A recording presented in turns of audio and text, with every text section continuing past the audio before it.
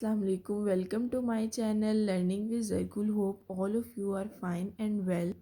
जैसा कि आप जानते हैं हम टेबल्स कर रहे थे 2 से लेके 8 तक हमारी टेबल्स हो चुकी हैं। आज हम करेंगे टेबल ऑफ 9। उम्मीद है कि आप अपने बच्चों को ये टेबल्स और मल्टीप्लिकेशन साथ साथ वर्कशीट की सूरत में करवा रहे होंगे। तो चलें स्टार्ट करते हैं।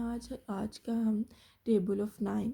9 1s are 9, 9 2s are 18, 9 3s are 27, 9 4s are 36, 9 5s are 45, 9 6s are 54, 9 7s are 63, 9 8s are 72, 9 9s are 81 and 9 10s are 90।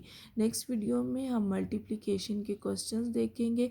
बस अभी मैं सिंपल आपको बता दूं, अगर हम 91 को 9 से मल्टीप्लाई करें तो 9 1s are 9 और 9 9s are 81 होता है, तो ये हमारे पास आंसर आएगा। ठीक है, अगर आपको टेबल आते होंगे तो ही आप मल्टीप्लिकेशन कर सकेंगे, अदरवाइज़ नहीं। 9 0s are 0 and 9 9s are 81 and 9 2s are क्या है, 9 2s are 18। ये इतने सिंपल से मल्टीप्लिकेशन के क्वेश्चंस भी हो गए।